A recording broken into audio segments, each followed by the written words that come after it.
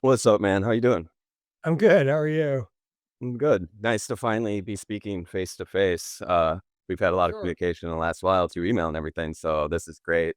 Before we really jump into it, I just want to ask if you're on any sort of time restriction that I should be aware of that I can pay attention to me out at. No, my morning was a little crazy. My afternoon's gonna be a little crazy, but this is sort of like the sweet spot in my day. So this is perfect. So however long you want to run this, I'm good. Okay. Yeah, we'll keep it reasonable, but I just yeah, that's nice to know we can keep a free flowing conversation. Awesome. Yeah. Well, I mean, just jump into it here. We're doing this for Fake Whale. I helped kind of launch Fakewhale back when it started doing a lot of these podcasts with creators or whatever, but this is the first one I've done in quite a while, maybe over a year or whatever, so I really appreciate you doing this with me. It's really exciting. When we were doing, concepting, me and Sky, who you just met, were concepting these interviews back in the day. You were somebody that we dreamed that we could someday have as an interview, so this is really fucking cool for all of us, like, we're super Yeah, right stoked on. to have you, um, so let's just jump right into it. You said you had a crazy morning. What are you working on at the time? And I guess from here we'll get there. I just it the this Connecticut museum show that I'm working on is sort of it's in the last little sort of sprint to the finish line kind of thing. And I'm obviously just like as I'm sure you are, super neurotic about things. So I make tons of little models to sort of determine scale and how things will relate to you in space. And there's usually, at some point, this always happens. 1 in the morning kicks in, and you're like, oh, I need five more of these things that I thought that I had, but now I need to produce X, Y, or Z. So I'm kind of at that stage right now, which is final frantic kind of, let me make more work for myself than I necessarily need to do. So, I it's been totally understand that. yeah, it's like everything's I've totally in control except for me. So, yeah. Mhm. That's a really good way to put it. I like that. I'm gonna remember that. Yeah, I've actually seen your scale models and have wondered what if that's like displays or if that's just for you. Like, is that just your like background work, like process? It's honestly it's funny. I have a good friend of mine who worked with me for a long time. Really smart guy. Moved out to Los Angeles. He's moving back to New York. He was, in the middle of sort of cleaning up stuff, and he found all these digital renderings that he had made for a show that we had done years and years ago. And he very sweetly sent them to me, and they're great. And I've got the huge amount of sentimental value, but in terms of practical value for realizing a show, seeing, if I'm making a sculpture, I have to sort of see it in all dimensions. Seeing it as a 2D representation or a computer rendering or some sort of SketchUp rendition of what this thing will look like, it just my brain does not make that. I mean, I can make that sort of imaginative leap to sort of projecting how it might look, but to really feel confident and comfortable with that, I have to see in an analogous some kind of dimension, an object. So yeah, my this is I make tons and tons of little models and maquettes because it's my version of making sketches, and I do make sketches, but they don't work in the same way. I know that's super vague, but yeah. No, I don't. It makes total sense to me. I relate probably in somewhat of a different way, but that's really exciting to hear and really interesting. So, just before we go any further, and I say this, I just want to go back just a little bit and say, like, I followed you for so long. You already know that, but like, I was big on Tumblr when Tumblr started, and your work was everywhere on Tumblr back then, at least what I was following and into. And I was like, I don't know how aware of that you are, or how much of you had hand. You well, yeah, okay. Then that answers the next question. I was wondering if you had a hand in any of it. Like, did you have a Tumblr that you were seeding, or did you have galleries that were doing that, or what? But anyways, so I'm very familiar with your work, but I realize that a lot of people might not be all Yeah. that familiar with your work. So like to say like your installations and like you create completely immersive experiences most of the time, it seems like in almost every way, every sensory, every way. So that being said, the fact that you used digital representations to understand them yourself or get a feel for them before, so that you know what it's going to be and you can edit from there is really interesting because I didn't know if you even had a digital aspect to your practice whatsoever. And I wanted to ask you about like that, about the how much digital plays a role in what you do. It honestly doesn't, and it's not because I don't have a resistance to it. Like, I think it's really fascinating, and I love watching other people sort of work in that space and with those tools. I just don't have that much familiarity with it. I have a really caveman approach to the really like and I'm like kind of literally like I think about even when I'm making drawings, I think about things in purely capital S sculptural terms, which I equate to mass and weight and physicality, Mhm, gravity. And those are all things that there is no analog in a virtual space for. Those are things that mhm. exist in the lived experience. I've had a lot of coffee. So Cheers. it's yeah, it's I'm twitching my way through this morning.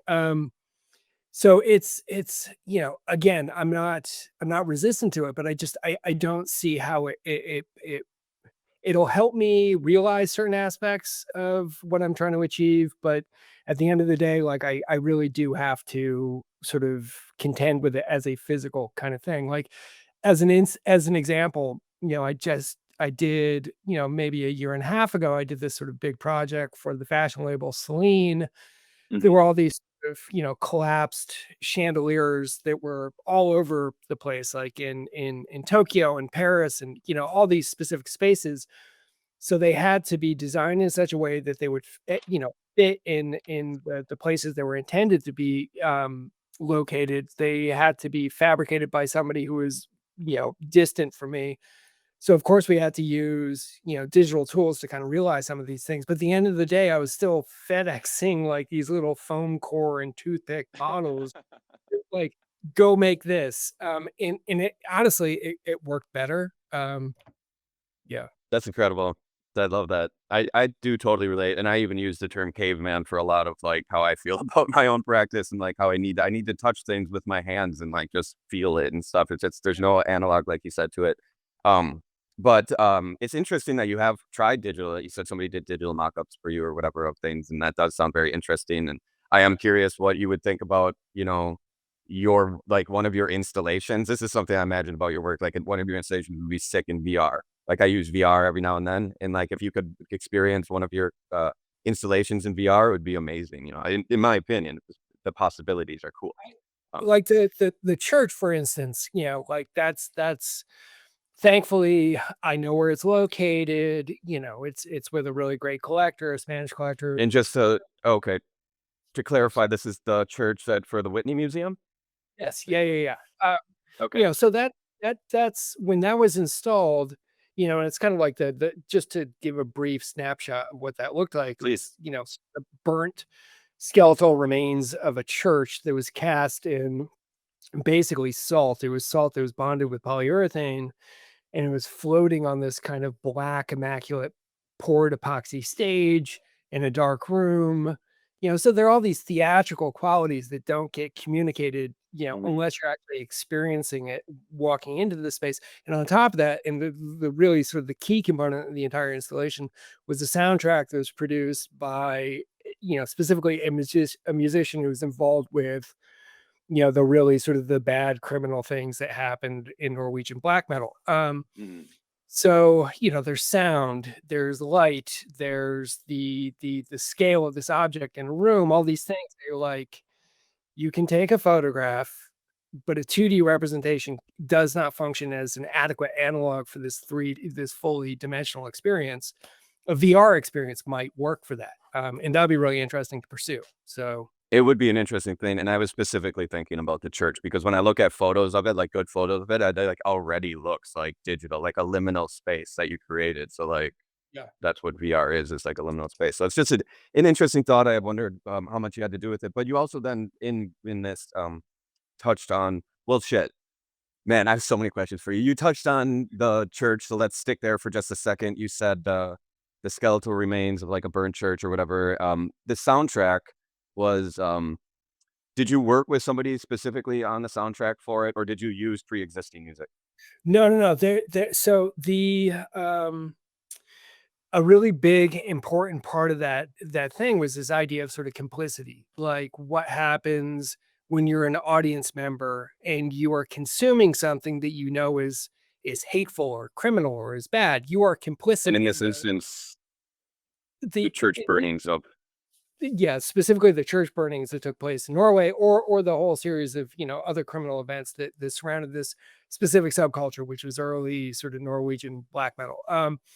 So the musician that I worked with to produce the soundtrack was a guy named Snorri Rook, who he was essentially kind of the getaway driver for Varg Vikernes from Berg. So he went to jail as an accomplice. oh, So he got out, um, but he was the guy who drove Varg to Oystenar's apartment and then drove him back and helped him dispose the murder weapon and all those kind of things. oh, So so it's one thing if you'd like that installation, if it had been done as a collaboration with Varg, that would mean something totally different. It would be like, let's celebrate the fucking psycho. However, being the accomplice of the accomplice and making the yeah. audience Wow. interact with that thing, being the accomplice, that seems much more interesting because it's like a viral contagion. Nobody gets off easy. Everybody's stained, and that to me is a much more interesting. So Everybody's stained. Yeah. No, that's great. I wanted to ask you about your thoughts on that complicity because we talked about it in that interview remotely kind of because I'm really interested in that thought too, like knowing one's own capacity that instead of looking at something like that and be like, I could never, instead of being like, yeah, I can totally see it, like it's a so and every artist I think has to walk that line, right? To some degree. Like where's the art end? Where does like real life begin or whatever type stuff? Because like I remember being obsessed with the pictures of the burning churches out of context even, but like I was complicit in a way. And I think that I read you saying something like, if you appreciate the beauty of something like that, you're steps away from like committing it yourself almost in a way, like yeah, something like that. And I thought that was fucking awesome. I'm like, fuck yeah. Like, and there's a whole sort of tradition of like ruined sacred structures within like German Romanticism, and then that gets sort of updated with these like photographs of demolished cathedrals in Cologne in World War II that were sort of produced by very famous, important art historical figures. Like so there's a tradition, micro or otherwise, of like ruined sacred Christian spaces that are acknowledged as like, wow, this is impactful within sort of art history. So having a bunch of fuck up teenagers in Norway accidentally replicate something that is simultaneously criminal and art historically resonant is just what like that is such an amazing collapse of Mhm. instance, one sort of pathological event. yeah, yeah, that's crazy. I mean, and recently there was the Notre Dame burnt down. I know it wasn't arson or anything, but I know my Instagram, maybe you weren't on Instagram at the time, but it was just full of pictures of burning Notre Dame. And I just had wished somebody would just say the fucking thing we all knew. Doesn't this look dope? Like, does like everybody's like, oh God, what a tragedy and shit. But it's Yeah. like, dude, it looked amazing. Just say it.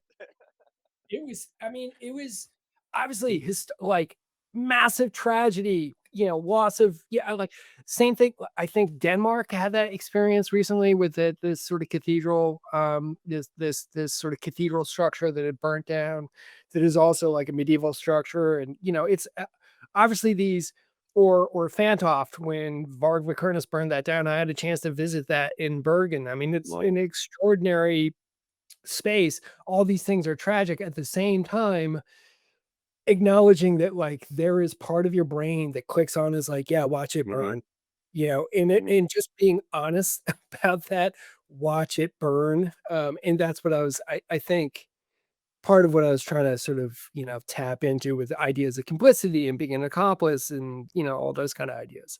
Um, Yep. there is something really compelling about, watching an accident happen. Yeah, no shit. Yeah, yeah. So true. So, that's great. I want to touch on Celine now. You brought it up, which I'm glad because I was curious on how that went, and you already kind of divulged a little information about it. But if could we get a little background on the Celine project because that was 2022, is that correct? Yeah, it's funny, well, not funny.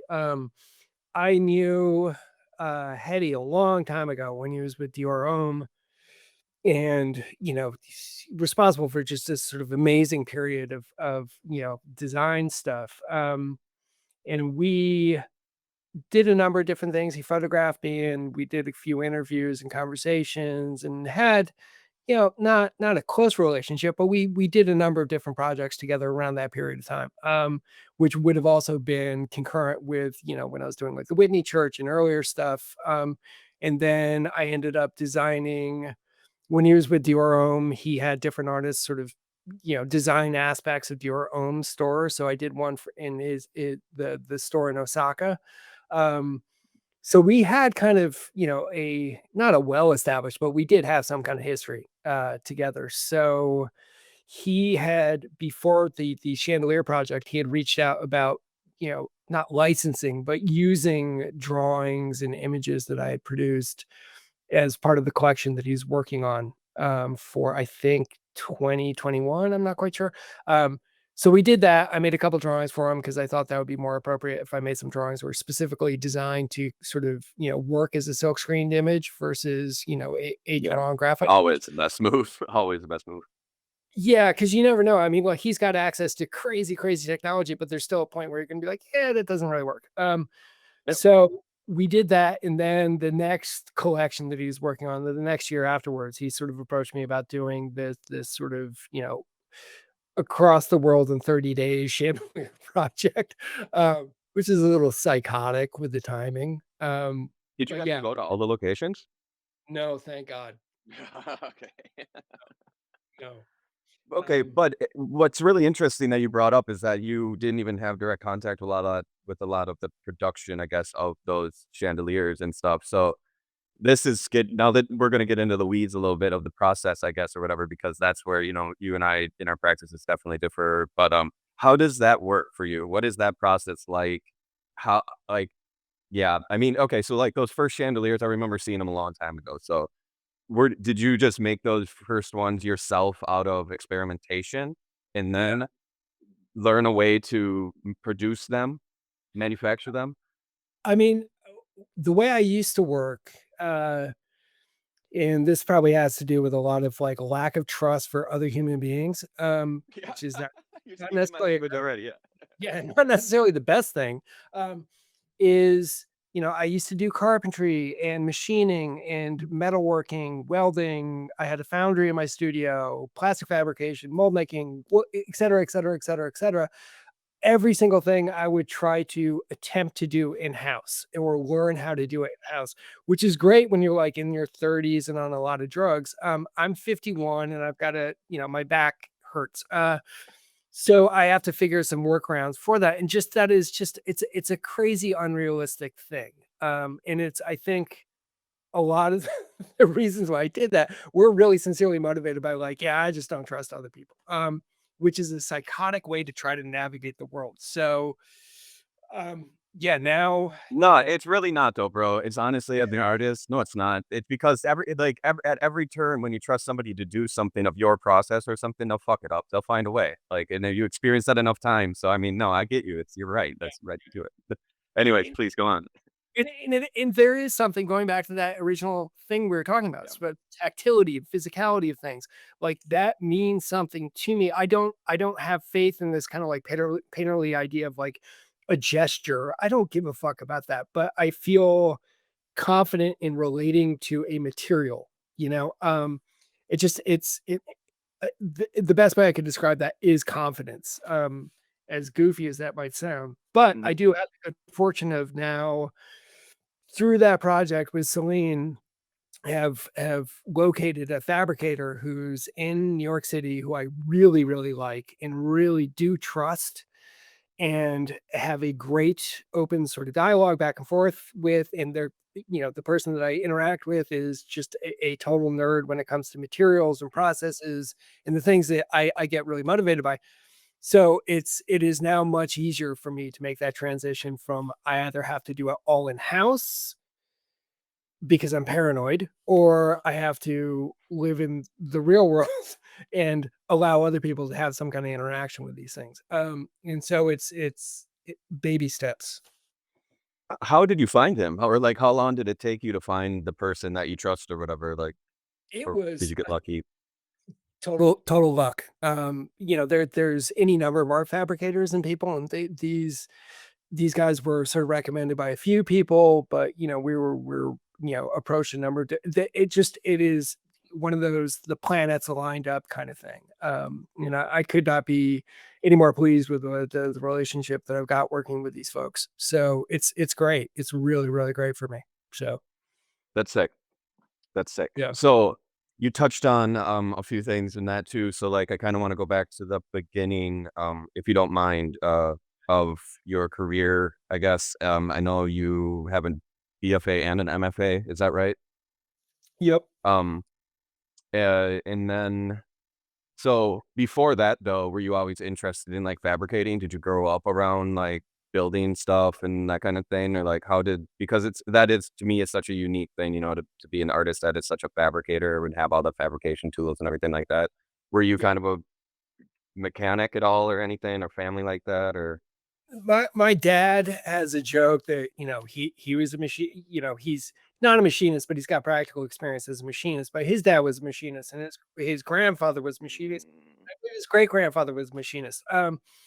So I grew up around, and it's not that he was doing that professionally. It was just the way he sort of related to the world. And I grew up, in an old farmhouse in upstate New York that was basically like a nonstop construction site. So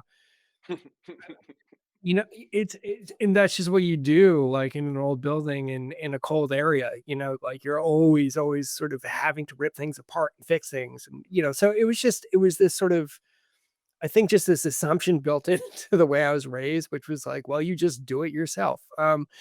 So it was never like some kind of conscious decision that, and, I don't make much of a distinction between, drawing or painting or like it's all making things. And then, when I went to school, that was it was a hard thing to communicate and interact with people when you're like, well, I don't see these distinctions as necessarily important. And then after I graduated school, I worked for Robert Gober for a number of years, who's, an amazing artist, but he's also somebody who's like, "Hey, I made donuts and I put them in a paper bag, and this is my artwork because this is a thing that I made, and the act of making something has value." And it was like that's how my brain works. I don't make Mhm. donuts, but I understand the impulse to, you know, invest a lot of value and weight and care in the production of said donuts. That probably sounds super. No, not at all. I totally relate. And that's it actually interesting. I went through a phase thinking about value. I think as an artist, once your own work increases in value, you start to think about what is value? Like how do you generate what value is and what does it even fucking mean? Like I don't know. That's So insane. that's interesting. Yeah, exactly. I know. It's insane. It is It's just literally it is literally you were basically like a one person government issuing currency, and there's no standard anywhere. You know what I mean? Like, the only way this exists is that, like, oh shit, that like the World Bank and the IMF, if you were a country, or like what, Sotheby's, or like a gallery, or like it's how does value get created? How does value get certified? How does it get guaranteed? It's bizarre. yeah, It's 100%. I totally no idea how this works. Yeah. Well, I was thinking a lot about it when like, and I don't want to get into it too much with you or anything. I don't know your feelings about it or how much you even know or whatever. But when NFTs came about and that kind of stuff, it really did bring into question a lot of like, what is value? Like, what is the value of an art piece? Where does the value exist? What is the value? Like, and then stuff like that. And artists were making a lot of, money selling their work. And so I was happy for artists in that regard in a new way for people to sell work and artists to make money. And yeah, but then the whole question of like the value and like where, where value exists and how value is generated started to be playing a big role. But that is exactly what like not to give us too much of a plug here, but that's what Fake Whale kind of started to explore at like that intersection of how this new digital world for artists can or what can help artists or whatever and help artists generate value for themselves and shit like that. So So anyways, that it was very interesting to hear your take on that. I want to fast forward just a little bit now. You went to college and you went all the way through an MFA. So I I don't know if you consider yourself a very academic person at all. Like I had kind of assume you do, but also not. I know your answers to certain questions have always been like dancing in that realm between the two places of like lowbrow, highbrow. So, but what is your relation to academics? Did you always know you wanted to go to college? Did you know you wanted to get a master's as soon as you got a BFA? Did your parents, I mean, are you from an academic family? Because that's always interesting too, because it seems to be that way. I'm from the best sort of snapshot with that, the same way I just described my dad as like from a long line of machinists without being a machinist. So I grew up in Ithaca, New York, which is a college town, which is where Cornell University is located, which is one of the Ivy Leagues. So it's this big, huge, prestigious university. It's set, Ithaca is set in sort of a glacial valley. So, the town that I'm from is from the base of the valley. And then Cornell sits up on the hill. It looks like Hogwarts. I swear to God. Mhm.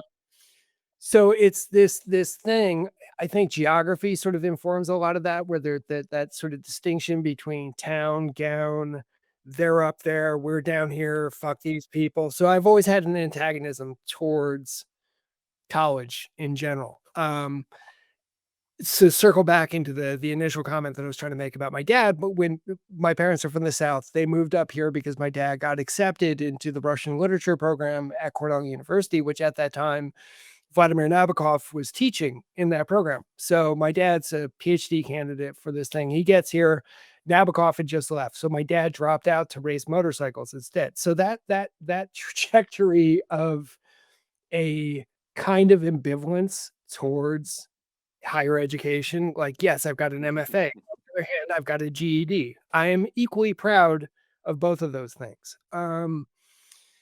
It's a consequence of growing up in this area and having this kind of relationship with a massive university that is on paper theoretically prestigious. So yeah, that was a very tortured explanation for the whole thing. But yeah, I'm still figuring it out. I'm 51 and I still have a endless amount of ambivalence towards it. I think it is, you know, education is a wonderful thing. It's great. The institutions that certify and control and police education can be truly fucking hateful. So yeah, six of one, half dozen the other. Well, well, how? Okay, so just I guess in a really broad way, then how you kind of answered it, I guess. But I wonder your feelings, I guess, just about how academic the fine art scene is. Like it seems to be defined by the like academics in a way, and if you're not, if you can't speak that language and you're not really versed in that, it's very hard to access. Yeah. What do you think? Like, do you agree with that? And like, what are your thoughts about that? I mean, I think there is a sort of like a dominant kind of there's a certain conversation that is sort of like the certified correct conversation that is, you know, um, if we all agree that this is what our footnotes look like, then we can sort of go out and deviate and blah blah blah. But we're all citing the same source material, you know, and there's, you know, there are good parts to that. There are bad parts to that. I'm always interested in those accidents, the same way with like, hey, here's a destroyed church in a German romantic painting, but here's a bunch of nerds in Norway who just set fire to a church. There's these accidental collapses that the sort of bad pun high church instance of German romanticism collapses into teen subcultures and deviant behavior. The same way that, there's the correct footnote or the correct approach to making art, people can accidentally back their way into doing that. That there's the idea of anybody sort of gatekeeping or policing or saying that there's only one correct kind of vocabulary to use to describe how you interact and digest and create work, like that's horrible. Fuck that. You know, but I think finding a common point for us all to have a conversation, I think there's some value to that. So, I don't know, does that at all answer No, your question?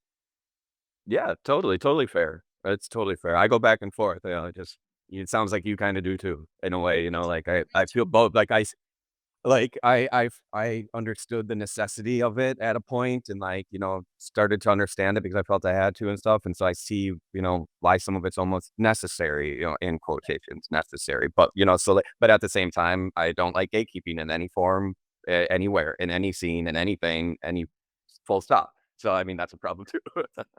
I mean, it's the same thing as like somebody saying, well, like, you know, this work has to, you know, this work is not good work because it doesn't have a socially redeeming quality to it. Like, as soon as you set up a category for what something is and what something isn't, like you're establishing terms of exclusion, which is not fucking interesting at all. Like, I'm not in the business of that. Like, yeah, I enjoy exercising my prejudice, you know, when it comes to like, here's what I like and here's what I don't like. Of course I do. I have taste, I have discrimination, I have, you know, informed ideas about the things that I interact with. However, you know, using that as like the final say or the, you know, this is Mhm. the law by which all things should be understood. Yeah. That's insane. Yeah, So, yeah, yeah, yeah. This is well that all things should be understood. That's always the problem. I mean, vague, broad question. How much, as a viewer of art, it seems like you're a fan of art too. You know, you take in art when you're viewing art. How much do you need the artist to explain themselves to you through either the gallery text or whatever that you see, or when you view art, uh, uh, and you don't know anything about it? Does the impact of it alone hold enough value for you as an art piece, or do you need that explanation? Because I see that academic part come out in that explanation. I've seen so many great, talented people who I think are great artists, but can't explain their work well, and it stops them in their tracks. It seems like, as far as their career. and I think that I think there's sort of twin trajectories in there, that there's the sort of the conceptual practice or what sort of like in the grossest generic terms would be defined as like conceptual art making as a practice, you know, which is the idea precedes the object. And then there's the formal, which is the object precedes the idea. You know, it's like the inversion of one. Mhm, And I think that they're obviously both valid. Like, I look at plenty of things that I'm like, that is a purely formal way of making a work, and that's the way I'm interpreting the work, and that's the way I'm responding to the work, and that is totally fine. Um, and then there's other things where I'm like, oh, okay, now I know a little bit more of the history of this, like, and I know what it's responding to, and it may look very dry and sterile and academic, but once I have this additional context attached to it, because I've read the footnotes, then it suddenly resonates in a way that it didn't before, and that's equally as valid. I don't think I think the problem is when one is held up as if it cancels out the other. You know, I think they're mutually complementary, and they also aren't perfectly quarantined one from the other. One bleeds into the other, and one bleeds into the other. So it's you know, again, it's, you know, I think it's, yeah, it's the weird sort of like tribal, you know, sort of mhm. distinctions, and it needs to police these things is like one is has more value than, like, that's idiotic. Yeah, So I agree. Yeah, there's room for both and everything, and it's all situational. So completely agree with you. Um, okay, BFA, MFA, and then after the MFA, so I want to get to the point. You take a break, like you disappeared. It was here. I'll preface it with a little story of the last time I was in Chicago I was in Chicago getting a tattoo from my good friend David Allen, and he was sharing a studio with a great designer from Chicago named Chuck Anderson. Goes by No Pattern. Shout out to those guys. But I'm talking as I'm getting the tattoo on my head from David about just life. He's a good friend, so we just bullshitting. I say I'm trying to interview you, or I'm trying to work with you for RIP. That's what it was. I was like, I'm in communication right now with Banks Violette for doing this project with my clothing brand RIP, blah blah blah. David himself, I don't know how familiar he was, but uh, right, he was familiar, but he was just kind of undercut by Chuck, who was at his desk working, and turns around quickly and is like, "What? Banks Violet?" And just kind of like had a total like whoa moment. Like, where did he? What happened to him? He disappeared. He was he's such a big influence, and he was all over Tumblr, blah, blah, blah, and we just geeked out on it for a minute, and I thought that was really cool. Yeah. But I was like, "Yeah, he did disappear." And then we also had another thing in common that, we both had a book. I think we both discovered you from the same book called, fuck, I can't remember it now. It was like, a gothy art book, had like a skull guy riding a bicycle on the front or whatever, but it was supposed to be like more highbrow gothy shit. And he pulled his Yeah, toes yeah. out and he's like, "Look at this shit." And I was like, "Dude, I had that book too." Was it Francesca Gavin? Do you know if it was Francesca Gavin's book? Does that sound familiar? Well, do you remember what it was called? It was called Hellbound. Yeah, I think that is. I think that's Francesca Yeah, Gavin. Hellbound. Yeah, She's yeah. she's cool as fuck. I will tell her that and she will be thrilled. She's Dude, like a I really, really still have cool. that book, yeah. That's Pulled it awesome. out, and I was like, "Dude, that's the same book I had, man." Like, that's crazy. So anyways, that was the moment, and, like, I wanna get to that point of, like, you deciding to because from reading interviews and also having brief conversations with you already, I know that it was an intentional choice that you stepped away from your art career, and you even went as far to say is that you quit interacting even with your own art practice, it sounds like. So, I'm interested in, like, what happened after college that kind of led to that, and I don't wanna pry either, so whatever you No, no, don't wanna talk about is fine. I'm happy to. I graduated with an MFA and I worked for another artist and then started my own career and had my own career for a while. And at the point that my career sort of took off and where when that book would have been produced and the my friends at the time, we were all had a whole bunch of attention put on us really, really quickly, a lot of pressure to produce, you know, in need oversight, but there was very little sort of, sense of like, oh, hey, maybe these people aren't doing well, you know. So I had a very bad drug problem. A lot of my friends had very bad drug problems. As a consequence, I had a number of friends who also died. All this was taking place, and it's in an environment where people are like, "Here's $100,000, go nuts." Clearly, while you're like dying in public, so that kind of embittered me to the entire. Obviously, I take responsibility for my own actions in this entire thing, but at the same time, I think that there's something structurally fucking wrong with a economic system that can watch a group of people very obviously be sick in public and nobody say, hey, maybe you should get help. And as a consequence of that, I had a few friends die. I'm thankfully not dead, but I got bitter, got kind of angry with the entire thing, so just didn't wanna engage. I got sober, moved outside of New York City, just the idea of, again, going back to the earlier conversation about trust, there's trust with fabrication, there's also trust with having people sort of manage your career and Mm, interact yeah. with you. You know, um I was not feeling particularly trustful, for probably a decade, so, yeah, that is How did you that's abridged version. how did you kick the addiction, if you don't mind me asking? Did you just get away and do it yourself?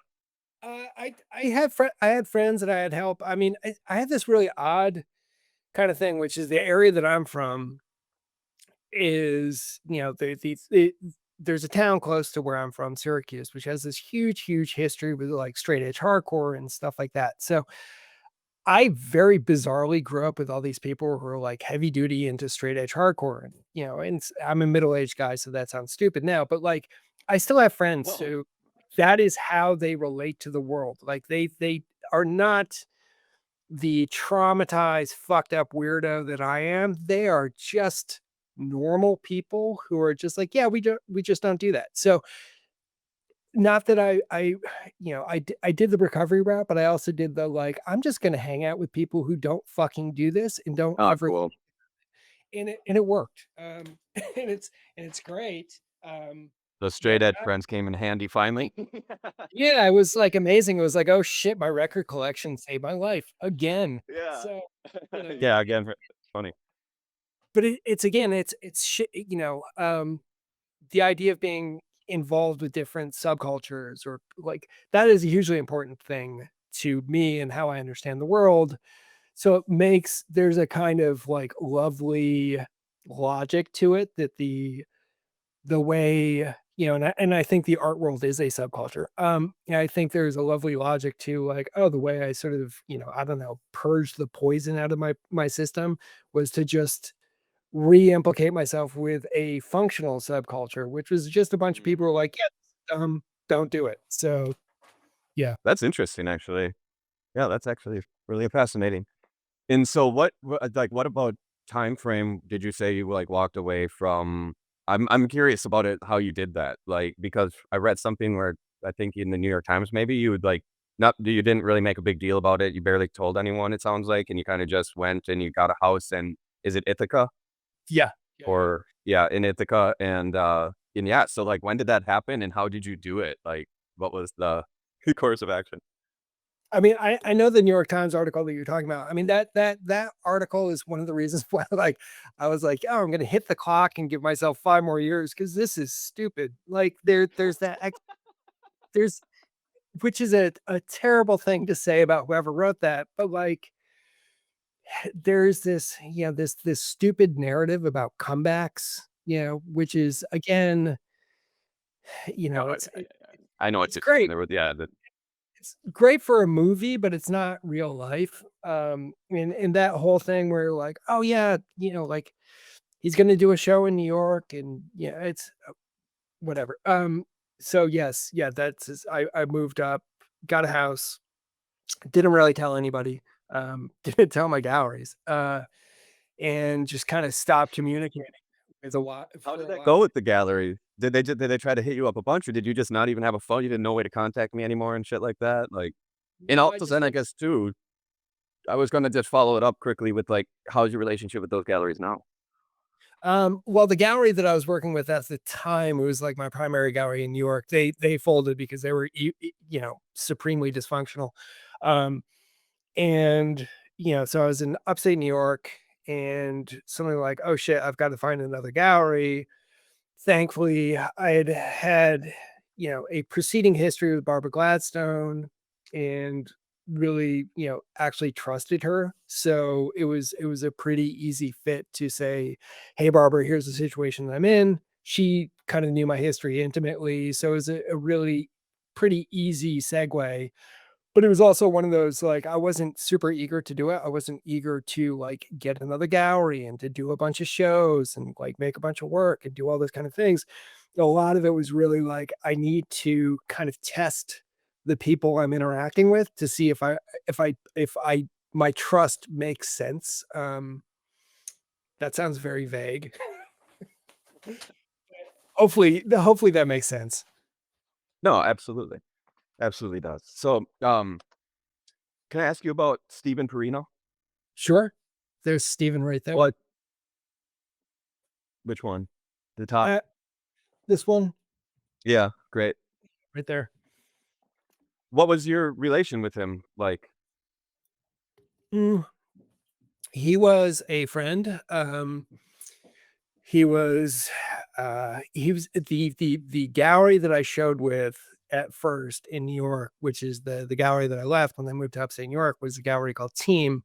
The reason why I showed with Team in the first place, they had sort of started out, and they didn't really have a history, and I was still in grad school when they had approached me, but they showed Stephen Perino, and it was one of those like, "Holy shit, yes, of course, I will Okay. show here because you work with Stephen Prino." The idea of, like, he's somebody who didn't really sell artwork. He's somebody who at that time nobody gave a shit about. I mean, not nobody, but he wasn't as significant of a figure as he is now, that people sort of acknowledge and understand how important he is. At that point, a few people did.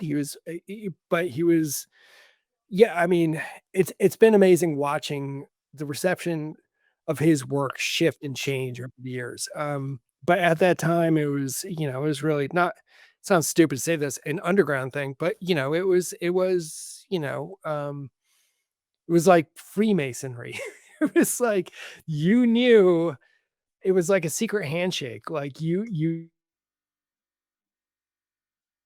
were a 30-year if you knew Stephen Perino's work intimately. I don't know, that's a stupid way of describing it, but yeah, so he was a huge motivation for why I picked the first gallery that I worked with, and then I got to know him personally, which I'm always and permanently grateful for. He became a good friend. Um, yeah, he unfortunately he when he passed away, he was leaving my house.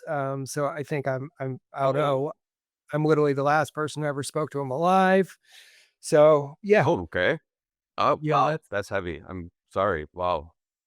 yeah, Damn. yeah, So, no, yeah, that's well, he brilliant artist, highly influential. I know both to me, to Sky, who you met, to he actually was hoping I would bring up Stephen Perino in this conversation as fans or whatever. And so, did you actually like work with him directly at all? yeah, I mean, we never collaborated on anything.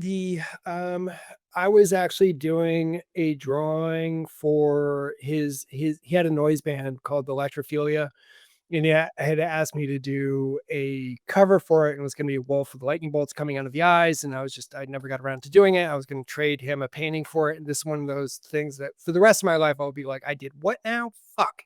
Um, so, yeah, I dropped the ball on that one, but, he let's see, he curated a show in Bergen, no, not Bergen, in Bregenz, Austria.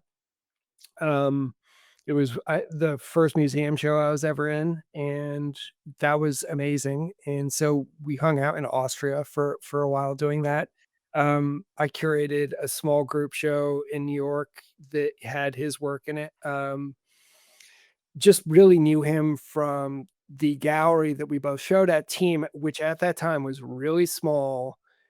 It eventually became kind of a thing, had a number of artists who were sort of really prominent and part of a conversation at the time that people had to relate to, like people like Corey Archangel and Ryan McGinley and Gardner Ida Yeah. Anderson. It was like this big thing, but at its beginning, it was very small, it was very weird, it was very marginal, and there were only a few people, really involved with it, and Stephen was just a huge part of it. So, What time yeah. frame are we talking? Was that show? Which show? The one he curated, that the first one he put you in then, let's say. Oh, that would have been, um, fuck, 2002 maybe? 2002? Okay. So, long When did time he ago. pass away? God, I can't remember. 2000 I know I made a sculpture of his motorcycle that he was riding when he was leaving my house. Oh, that's what that is. I've seen that. Yeah, so that piece is actually I I bought the same Harley that he was riding when he died leaving my house, and then customized it to match the way his bike had been customized, then disassembled the entire thing, molded all of it, and then cast it in salt, reassembled it. A huge long process, and then have it sort of spread out. So it's meant to be kind of like a stand-in for Stephen's body, as morbid as that That's sounds, but beautiful, beautiful piece. No, that makes that piece so I mean, that goes back to what we were saying about, this gallery text, well, how much of a role it play in that piece is quite a bit, it seems like, actually, that changes my perception of it for sure. That's awesome. but it's I but was at the wondering same about time. time frames. Go ahead. Oh, sorry. I was the reason why I brought that one up is that whatever the date is in the title of that Oh, okay. motorcycle piece, that's when, so yeah. Yeah. I actually just got a heads up that he passed away in 2005. So, Nice. I was wondering about those time frames because I'm curious, about why you think it is now that his work is even more resonant than it was that and, like, why because it is now. I mean, it just like, there's so much more, like, he's got rip ups and this and that or whatever, but it still seems insanely modern today. It seems modern now finally or something. What do you Yeah. think that's about? I mean, the thing is, and this isn't one of those like, "Oh, shit, well, like, because he did this first, it's better." But if you look at, like, Katie Nolan, one of her signature sort of, pieces, and Katie Nolan is hugely important to me personally, and many, many, many other people. One of these sort of like signature kind of, pictorial devices that she uses is the image of a stockade, right? Like this sort of cutout figure. She did it as a parquet edition. She's made sculptures of it. It's really, you look at it and it's instantly recognizable. Oh, it's a Katie Nolan.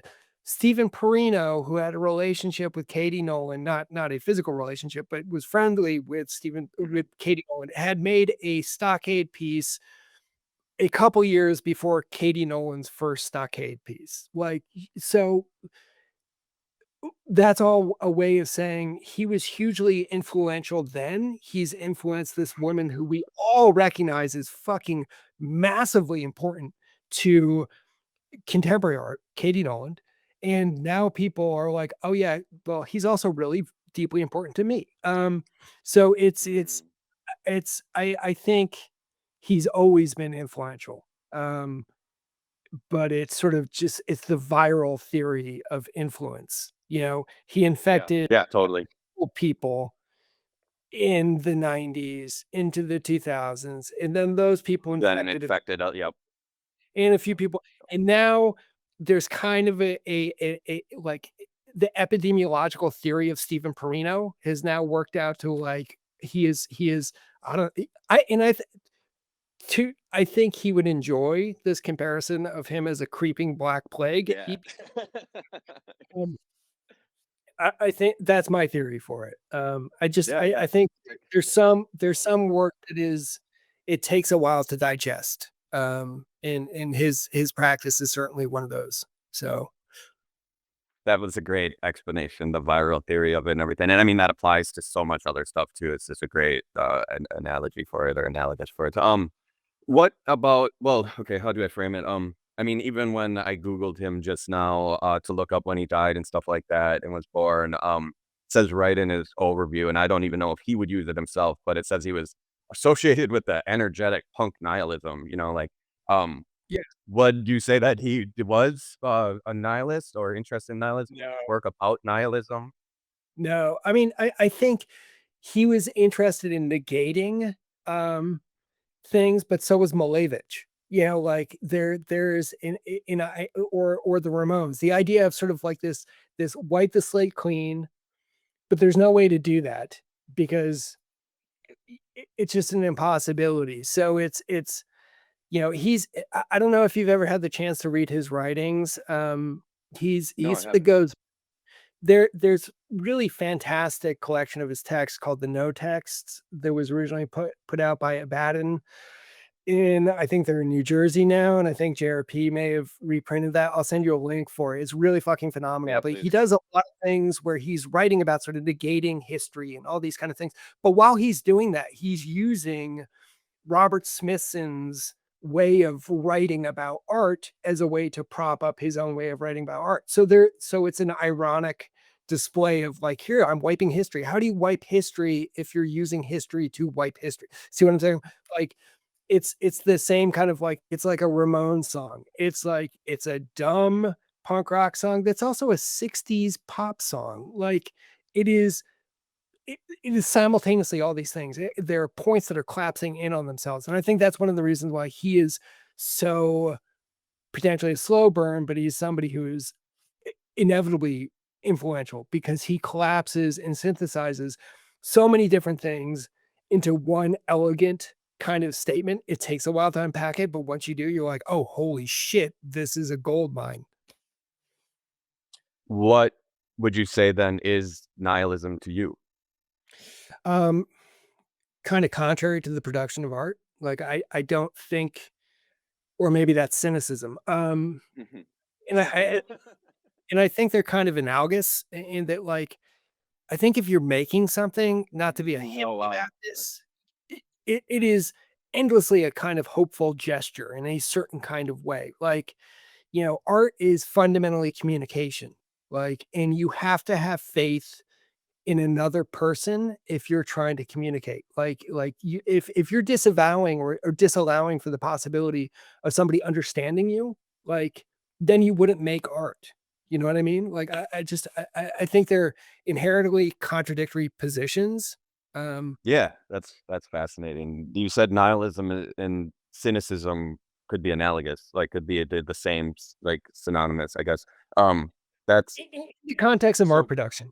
Like Yeah, but I mean, almost in general, in a way, I guess not the core philosophy is just, a core philosophy and ideology or whatever, but, like, I totally feel that too, I guess, just I guess on a personal level, I felt that emotionally, where it's just like anytime I feel nihilistic, I'm really feeling cynical. You know what I mean? And like, when you're making something and you're putting it out there, like, I'm sure you've had this experience, like, I've done this with, like, studio visits, and I'm not poking fingers at somebody, but somebody will be like, "Well, I don't care what they think, I just make it for myself." And Yeah. anybody who's everyone has heard somebody who is an artist, doesn't matter what kind of art you make, music, write, whatever, say that, like, "Oh, it doesn't matter, I'm making it for myself." Well, motherfucker, then you're not making art. Like, art is fundamentally communication. I'm not interested in a monologue. Like, you know what I mean? Like, that is and that's what you're describing. You're like, write in your diary, lock it up tight, and don't claim to be an artist. I love that. That is just like the best way of saying that because I agree 100%. I've always said the audience is the final piece of the art, of everything I do. If I didn't want to somehow help shape culture or whatever showing art does or whatever and showing whatever, I wouldn't do this. Like I wouldn't do it. I'm not self-satisfied. Like, you know what I mean? Like I am to a degree. I find satisfaction in the process. But if in the end, it's not seen by anybody, I wouldn't do any of it. I just wouldn't do Yeah. it. You know what I mean? It's So, it's I it's totally it's relate. it's the embarrassing thing at the end of the day, you have to admit that you're a secret hippie. Like, it is that, like, you know what I mean? It's like, "Oh, shit." It's this endless dedication to a positive thing, which, like, yeah, I like things that verge on the nihilistic and the gloomy and the dark and blah, blah, blah, but, like, at the end of like, it is those are, like, aesthetic forms almost, but the fundamental, the structural component of it is something weirdly being hopeful or have an audience interact with it. Like, this is not writing in a diary, or monologuing in a corner. It is yeah, so, yeah, I do think it is fundamentally sort of contradictory, Yeah, fundamentally that's great. contrary, so So, for me, it's kinda doubly interesting because I don't have a strong social presence in general. Like, I guess social media and stuff somewhat or whatever, but, like, I'm not a social person really. I don't socialize for fun in a way, yeah. kinda, you know what I mean? Like, every time I'm with somebody, like, I get value has to be there, right? Like, I want a good conversation, even over drinks or something. I'm not just like, I should be around people to be around people or whatever. So I find the way that I communicate with people the most, like, I communicate with the most people through my art. You know what I mean? And, like, through that visual language while the process of making the art is very isolating. And I'm wondering what it's like for you, if your process is isolated as well or not, or if you have, like, a thriving studio practice with a bunch of people around and you're always collaborating in a way on your project and stuff like that. I mean, that has been the biggest issue that I've had moving up here, is to be away from again, if art is if we accept that as a general proposition that art is a communication, that, like, existing in an area where there is no contemporary art and there isn't really an audience for it and there isn't, a conversation taking place, that's really difficult. But then doubly on top of that, the art that I make is I intimately involved with, the lived culture of the day to day that, like, I could walk out and look at a tree. I don't give a fuck about trees. But if I'm on a subway and I see, like, some kid who's decorated their backpack in some way I've never seen before, for whatever reason, my brain is hardwired to think that is the most amazing thing. The weird little Mhm. artifacts that we make to make the world better and make it so we understand one another. Like, that shit gets my brain going. Trees, I don't care. Just don't. I live around a lot of trees. So that's been a hard thing to reconcile where I don't have the steady Huh. drip, drip, drip of, like, teenagers with their backpacks. I've got Mhm. trees. Great. So So what do finding, you do about that? like, try to in the this is one of those things is just almost embarrassing to admit. The internet is really helpful to stay kind of semi Cool. engage with what's happening with gallery shows, museum shows, and things like that, but also to just to do a better job of staying in contact with other people, or other, people who I admire who produce things, and not just as artists, but musicians, and people who've got record labels, and people I know who are really deeply invested with the culture that they relate to. So it's in some ways it's not the artifact, it's the enthusiasm. Like if I Yeah, relate sure. to people who've got that enthusiasm, I don't care what the artifact is. It's just I don't know. It's yeah. Do you go to New York often? How far? I don't know how far Ithaca is, but are you in New York a lot? Or are you No. not really? It's about 3.5 hours. It's hard to get down there. It's so expensive. It's also so different than when I used to live there. Um, I still, work with a gallery in New York City, go down there every Yeah, night, yeah. Gladstone, and Okay. that's it's a great gallery. It's fantastic, but I don't, it is harder to get down there. Also, I'm a stepdad. I've got kids and responsibilities up here, so it's a little bit more difficult to just sort of, up stakes and go down for a weekend just to see a bunch of shows. There's a Caspar David Friedrich show at the Met that I really want to go see, and that's sort of like that's one of those things I put on the list of like that's not like a want, that's a need. Like I have to see that Mhm, mhm. if I'm That's part of the practice, right? yeah, it's just that's a necessary business expense. So Yeah. yeah. Um, does that fuck with your influence at all? Do you feel like, I mean, we're already we're touching on, you already kind of answered it, but I'm asking kind of on a personal level because I'm going to be spending more time in Wisconsin. And I get so inspired by the ruins and the decay of Los Angeles and Long Beach where I have a studio, and even like not to sound demeaning or anything like that, but like the number of homeless people around my studio, it's so interesting to me. I've become inspired by it, even their fashion, their habits and stuff like that. So I'm inspired by this place at the same time while wanting to leave it and knowing I'm going to be spending more time. I'm going to still have presence here, but I'm going to be spending more time in a place that doesn't have any of that. Like none, like nothing like that whatsoever. That urban decay that I find to be beautiful and have formed so much of my art around, even that I have a nervous feeling of like, oh my God, am I going to take a hit to my creativity or something? So I was wondering, like, your experience with that.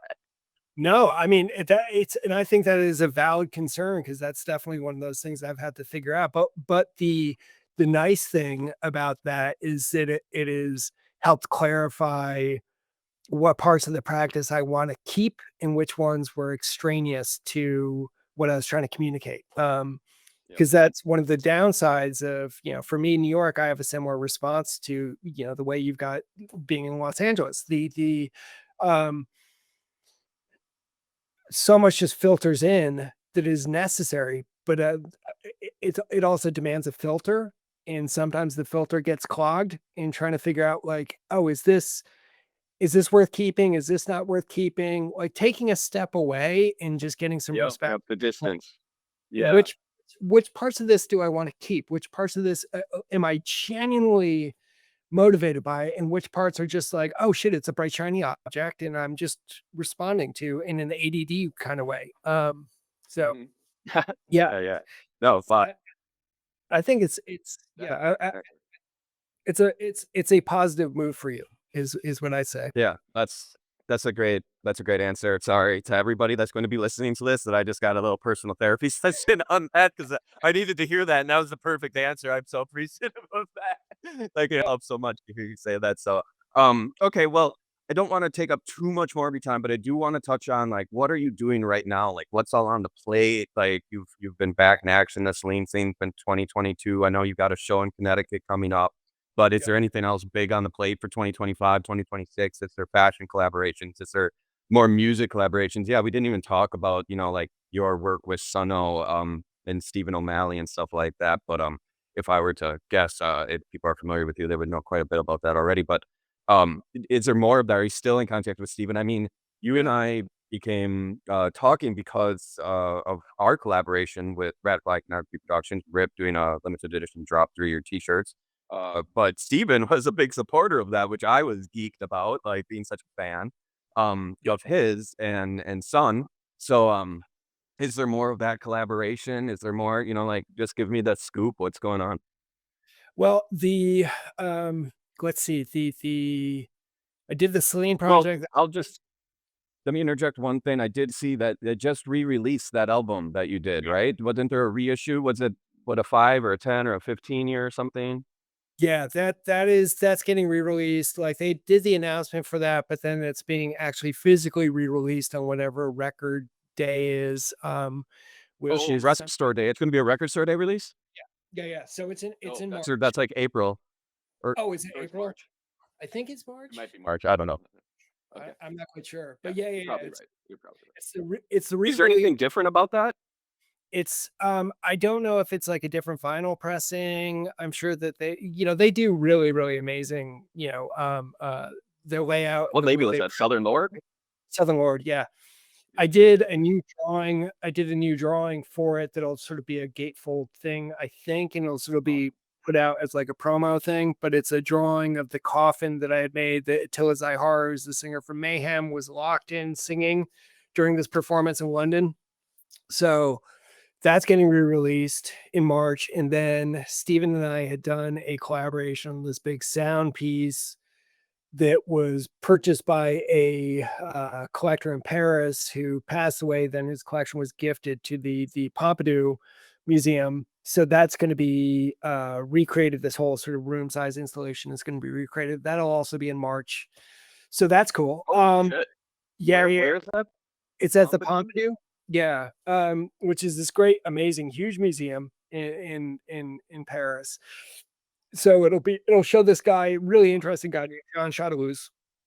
So they're going to recreate kind of how he lived with his work, and this it's a room size installation that Steven and I had made for a gallery show that was in Brussels years ago. But it's this kind of big shattered black form kind of thing with these huge PA speakers and really low frequency. Originally, there were these sort of 1960s sort of lab quality oscillators that made these. It's hard to describe, but just like this absolutely beautiful sort of soundscape. That felt like the world was pressing in on you when you walked into it. So that'll be recreated. So those are two things. Wow. The sun When was it originally done? probably Roughly. 2005, maybe. Um, Cool. so a Awesome. long time ago. It was bought by one collector. He lived with it. It never traveled. It never showed. For whatever reason, when they were removing it from his apartment, they couldn't figure out how it disconnected. It had been sitting there for so long, so they basically had to cut it apart, and I had to go to Paris and kind of interact with their conservation crew, figure out how to reconstruct this thing. So it's a great museum, so they're gonna do a really amazing job with it. A So lot of that'll the show be March run all year or I'm not quite sure. The Pompidou is being it's got some, I think, structural issues with it. It's this huge Renzo Piano building in Paris, near the Marais. And they have to basically sort of move the entire collection out to fix the building. So it's one of the last shows that they're going to have in this building, which is great because the low frequency that Steven does can possibly create damage to architecture. Um, That's so crazy. That's so crazy. so we'll see. Yeah, and he so that's I mean, that's 2 sort of back-to-back projects, Yeah, with that's that. But beautiful. those are older works, but there's some newer We things. have a lot of the people who will be listening to this are in Europe and probably can travel to that. So I would highly recommend anybody listening to that get to Paris, get on the train, go and see that. I asked how long it was running because I was like, I wonder if I'm gonna be over there time. Yeah, Love to see it. I'll send you a link for the show. That would be great. It's yeah, yeah, yeah. It's Do you have any it'll more be music collaborations coming up? Sorry to interrupt, but like I'm wondering, no. are you doing any, There's a possibility of something that I can't really necessarily talk about, but it's a sort of video project that's in connection to a musician who I tremendously admire. But it wouldn't be an art specific kind of thing. There is a show that I'm going to be doing in Antwerp, not this year, but next year. That I've got it's like a 3-floor structure. and I've got 2 of the floors figured out, and I'd like to have an audio component, and I just don't know how to do it and who to talk to about how to do it. So I'm still trying to figure that out. But yeah, I mean that's one of those like music is such a it's like a central defining aspect of how I understand the Yeah. world. I So wanted to ask you about that actually. Like, do you ever make music yourself in any way at yeah, all? yeah. You I do? used I haven't done it in years and years and years. Um, But yeah, I mean, I used to play music and play in bands and stuff like that, but I haven't done it in As years. like I know guitar or bass, yeah, drums? bass, guitar, I used to do some Okay. kind of solo recording project kind of things. They were just for the hell of it, but just sort of like, you know, like when I was listening to Zostler, like initially it was like, oh shit, this is a kid in his room doing this. I can do that. So, or Leviathan, that kind of thing. So I have again haven't done it in years and years and years. That's interesting, though, I had no idea. What would you say that like, you just said that's how you relate to the world, and I would say for me, it's a big part of that as well, but just could you explain that just a little bit? Like, what is music to you? How does it relate to your practice? It's like the most sort of I don't know if there's one I've had a weird varied life that I've done a bunch of different random things about the one through line, the one consistency, the one thing that I'm like, oh shit, this is I understood when I was 13 and I understand when I'm 51. It, Yeah. they sort of through line of music that comes from a specific kind of culture and this specific kind of background. Like I started listening to that shit when I was like, I had an older brother, so I was lucky. So I was, listening to this stuff when I was 11. And I have not stopped listening to like Possessed. Great. Listen to that when I was 11. Celtic Frost, 11. Like do Mhm, I still listen to that? Yes, I do. Um, mhm. and it is one of those, it's similar to like Stephen Prina. When you were listening to those things initially, there wasn't a huge audience for that. There was a lot of Yeah. antagonism. Whereas that a lot of people misunderstanding what and why you would relate to those kind of things. And now it's much more potentially legible to a broader audience, which is great. But there's a lot of value with consistently maintaining something for that period of time. So I don't know. Yeah, totally, It's a totally. It's a rope So kinda was it leading you upwards. Yeah, yeah. I totally relate. I mean, I listen to the same music I did when I was 12, 11 years old too, like I still listen Tribe Called Quest, Beats Rhymes with Life, one of the first albums I ever got, and I still put it on today, so I totally relate to that. But, what you s was it you said you had an older brother, I didn't know that, but, was he listening to Celtic Frost and Possessed and shit like that, and that what got you into it? He listened to, he there was a punk rock radio station or radio show, there's another college in the town that I'm from that has a communication school, so they had a radio program, and they let Thursday night be like their punk rock show with he was a jazz nerd, and we did not get along. He played in a band with one of the DJs from the show, so when I was growing up, they would have their band practice in, the garage, and this guy who was basically getting all these free records sent to him because he was part of this radio show would come, and I just tape every single record this guy got. So that was kind of like, I don't know, like punk rock boot camp. But yeah, he it was initially interested in it and then fell off and, became very boring. He's a lawyer. Tells you tells you Um, all you just need to know. just for fun, what were some of, like, the earliest ones that really caught you at a young age? What were what bands or albums would you say? Was it Celtic Frost and stuff like that, or I was mean, there other ones? yeah, I mean, there were things like that. There's Misfits were absolutely fucking huge to me. Like when just hearing that whole like, holy shit, this is a song about like Friday night monster movies and JFK being assassinated, and it's Mm, all the same thing. Like that mhm, hugely significant, and still is, and regardless of how goofy the later shit became. Black Flag, obviously hugely significant. All the greatest all the greatest hits. But I also grew yeah. up So in New York State with New York hardcore, so like Agnostic North Front, Star.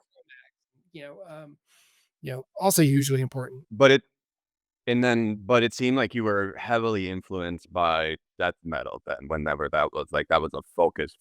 I mean, unless I'm mistaken, where like, do you have a group of work that's based off of the hardcore scene or no? You know what I mean? The aesthetics of it, I think, like a lot of sort of like, the way flyers looked, and also Yeah, it's of course. The way that your drawings are like you fill in they look like graphic representation and stuff. It's totally yeah, evident. yeah. I mean, Yeah, it's yeah. I mean, yeah, I see. the metal stuff I think is interesting because it's got more of like I'm interested in things when there's multiple references all collapsed in on top of each other. So with, like black metal, there is this kind of relationship to, again, German romanticism and what that means and what that looks like. Hardcore doesn't really do that. It's more of a kind of Mhm. self it's an insulated conversation. It doesn't really collapse a lot of stuff into it. It may implicate a lot of other things, but visually not so much. Black metal was just this thing where it was like, holy shit, this touches on so many things that I love. Like a big, lonely, scary mountain. Yes. Sign me up. Snowfall. Yes. Um, so yeah, it's totally like I could No, talk about. I feel you. No, that's the perfect answer. I inherently kind of feel that, and I've never been able to verbalize it, but it's like black metal is just so right with the concept and stuff like what you can do with that versus like hardcore is just a blunt object. And it sounds like a blunt object, and they act like it's a blunt object, like Yeah. it's a blunt And object. there's something That's fucking interesting. great about that. And I love that. Yes, exactly. As a visual logic, yeah, but as, like, something to grab onto, like, I haven't really figured out a way to do it, and it's, Yep. yeah, but yeah. It's really well said. That's fascinating. Um, well, you did Celine in 2022. Is there any more fashion collaborations coming up for you? No, not that I know of. I know I know Hetty ended up parting ways with Celine. And so I'm not quite sure what his next step is. Um, there's a couple of people that I know who do fashion related things, and I'm certainly open, and it's not something I'm like not hostile. That's the wrong word. It's those are things I'm interested in. So I'd certainly be Well, that's what I interested. wanted to ask you, like, what your relationship with fashion was. Was it purely that, "Oh, I'm friends with this guy, so it's convenient," or is it like, "No, I actually see the value of fashion as self-expression." Is there any designers that you even like and shit like that? You know what I mean? I like it as um yeah, I mean, it's not something I can say that, like, I'm super, super, super conversant on, like, "Oh, here's what this collection is this year," and blah, blah, blah, blah. It is something that I admire, and there's certainly designers who I'm like, "Oh, holy shit, I think this is really amazing." Like, Veronique Branchino, I think is really amazing, and Mühlmeester, I think is really amazing. Like, your Yeah, Marg nice reference, yeah. Margiela, absolutely, super fucking fascinating. Like, they help there are aspects from those things. I'm not hostile to it or instantly dismissive because I'm like, "Oh shit, this is high culture," and sort of removed from it. I'm removed from it in some kind of way. Again, it's like being on the subway with a kid with their backpack. It's humans making objects to understand the world. Like, it doesn't matter what it is. I can dislike it, but there's Cool. still some Yeah. my brain fucking loves it, just on a fundamental level. Yep. Again, it's backpacks versus trees. I'm on team backpack every single time. And yeah, and I think that's why I was curious because you brought up the backpack thing, which to me is like an inkling towards fashion, but like Yeah. in subculture and blah blah blah, it's everything. Fashion is part of subculture. Like fashion is an indicator of subculture, always has been, right? So I mean, it's just the US integral part of the whole system.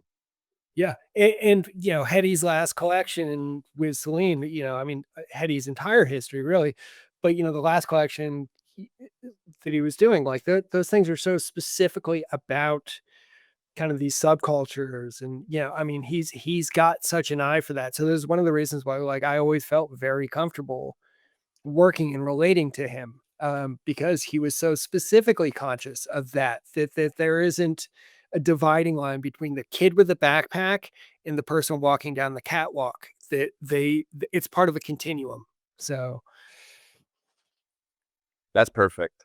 That's perfect. Well, I think on that note, that's absolutely the best way to wrap this up. Like that's a great, thesis statement for the conversation almost. You know what I mean? I would love for you to give a shout out of to your Instagram, or just like what is the best way for people who might not follow you already to start following you, because you have amazing things coming up. That show in Paris sounds insane. The record store day release with Suno and everything. I'm sure people are going to be wanting to know how they can keep in touch with you or keep up with you to follow these things. What is the best ways?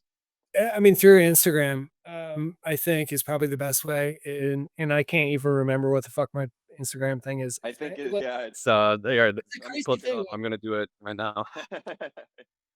When I tried doing that, like, and my teenage stepdaughters were like, "Okay, old weirdo." They're like, I tried a bunch of different variations of my name, and people had used all these different variations of my name already. So, Yeah, like, dude. yeah, Hit so there early. came to it too. So your Instagram for Banks Violet, for everybody listening, Banks underscore Violet underscore 616, BANKS underscore VIOLETTE underscore 616. Follow that shit on Instagram. Is it banksviolet.com? Do you have that or no? No, no. Love it. Great. Google him. He's very Googleable. I mean, I talked to ChatGPT about you yesterday for a long time, and they knew everything about you. So fuck it. That's all that matters. You got a Wikipedia page and shit. So, but follow his Instagram. It's actually great. I get music recommendations off your page sometimes. You post like what you're listening to, and that's really great too. So, man, this has been a fucking dream come true. I don't know what to say. It's an amazing conversation. I would love to do another one of these sometime. But Yeah, I mean, I don't want to get this out of control. Keep this digestible for people. This is a great intro, but let's do this again sometime, man. sounds good. I appreciate it. Awesome, dude. Ciao.